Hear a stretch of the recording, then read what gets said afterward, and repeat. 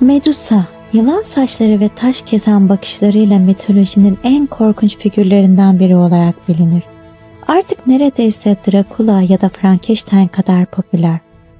Ama ya aslında o haksızlığa uğramış trajik bir kurbansa?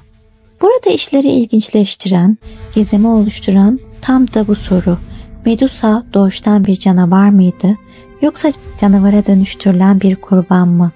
Bugün seninle antik metinlerin tozlu sayfalarına dalacağız ve Medusa'nın bu iki bambaşka yüzünü ortaya çıkaracağız. Hazırsan bu antik gizemin peşine birlikte düşelim. Önce Medusa efsanesinin ilk versiyonuna, yani M.Ö. 8. yüzyılda şair Hesiodos'un Theogonia, yani Tanrıların Doğuşu adlı eserine gidiyoruz. Hesiodos'un anlatısına göre Medusa, deniz tanrısı Perkes ile deniz canavarı Keto'nun 3 kızından biri. Kız kardeşleri Steno ve Euria ile birlikte onlara Gorgonlar denirdi.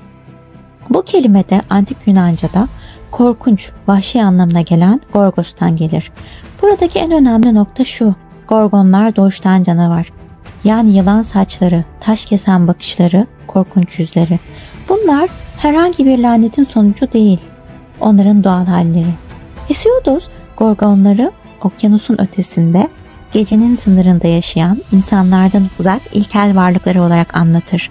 Medusa'nın bu versiyonunda ne bir iç dünyası, ne bir duygusu, ne de detaylı bir geçmişi vardır. O sadece bir kahramanın önünde duran bir engeldir ve bu kahramanımız da Yunan mitolojisinin en meşhur karakterlerinden biri olan Perseus'tur. Kral Polyktetes, Perseus'u imkansız bir göreve yollar. Amacı Perseus'u Medusa'ya öldürtmektir. Perseus'tan Medusa'nın başını getirmesini ister. Ancak işler kralın beklediği gibi gelişmez. Perseus bu görevde tanrılardan yardım alır. Hermes ona kılıç, Athena ise parlak bir kalkan verir. Perseus Medusa'ya bakarsa taşa döneceğini bildiği için ona doğrudan bakmak yerine Medusa'yı kalkanın yansımasından görerek ona yavaşça yaklaşır.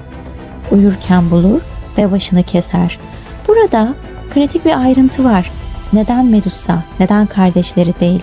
Bu sorunun cevabı Gorgon kardeşlerden yalnızca Medusa'nın ölümlü olmasıdır. Medusa'nın kesilen başından kanatlı at Pegasus ve dev Chrysaor'un fırlaması babalarının Tanrı Poseidon olduğunu ima eder. Hesiodos bu birlikteliği yumuşak bir çayırda birlikte oldular şeklinde anlatır. Bu versiyonda ne bir saldırı vurgusu vardır, ne bir lanet, ne de bir zorlama. Şimdi burada sana küçük bir soru. Sence böyle bir Medusa'ya empati duyulur mu?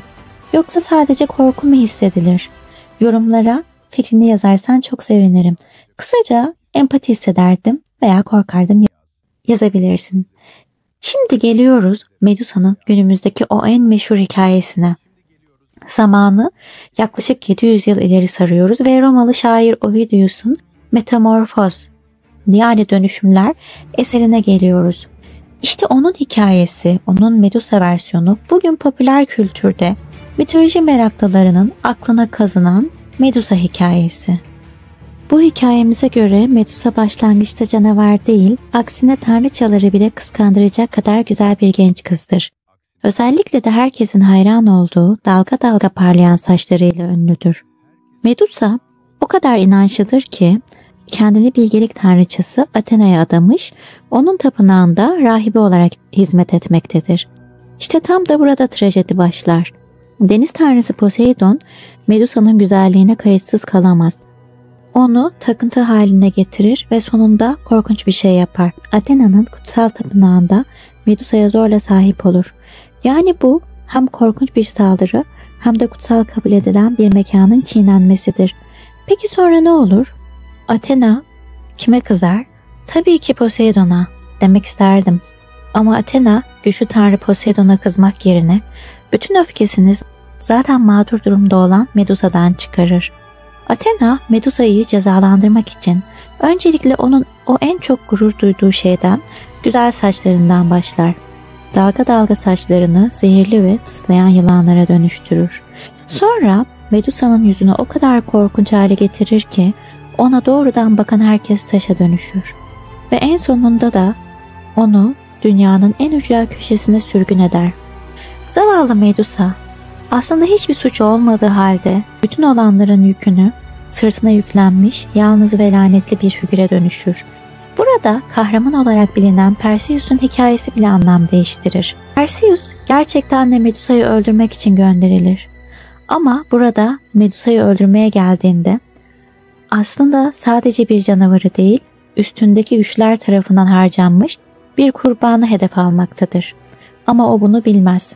Athena kendi yarattığı bu tehlikeyi yok etmesi için Perseus'a yardım eder. Bu versiyonda da Perseus'a yine parlak bir kalkan verir. Böylece Perseus Medusa'ya bakmadan yaklaşabilir, onu uyurken bulur ve başını keser.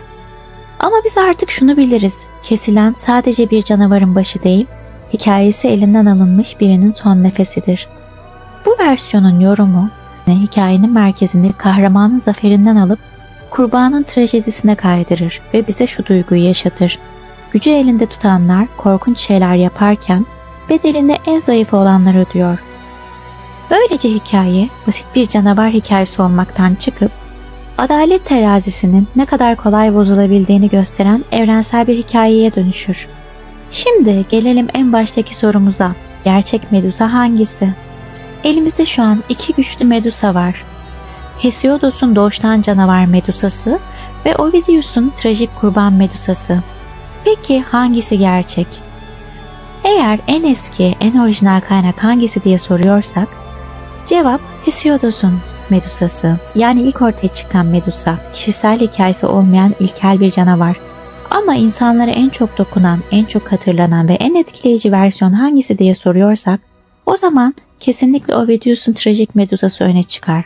Çünkü onun anlattığı hikaye insanlık haline doğrudan konuşur. Gücün kötüye kullanılması, suçsuzun cezalandırılması, kurbanın susturulması. Peki sen ne düşünüyorsun? Sana göre en güçlü, en gerçek Medusa hikayesi hangisi? Kurban mı, canavar mı? Kısa da olsa yorumlara yaz. Merakla bekliyorum yorumunu. Ve eğer mitolojiyi seviyorsan, mitolojik karakterlerin heyecanlı hikayelerini, farklı versiyonlarını ve zaman zaman günümüze olan etkilerini öğrenmek istiyorsan kanaldaki diğer videolara da göz atabilirsin. Zeus, Afrodit, Apollon ve daha birçok tanrı ile ilgili hikayeler bulman mümkün. Ayrıca Türk mitolojisi ilgili de hala devam eden güzel bir serimiz var. Ve tabii ki kanala henüz abone olmadıysan abone olmayı ve videoyu beğenmeyi lütfen unutma. Bu benim için çok çok önemli. Haftaya yeni videoda görüşmek üzere. Sevgiyle, bilgiyle ve merakla kal. Hoşça kal.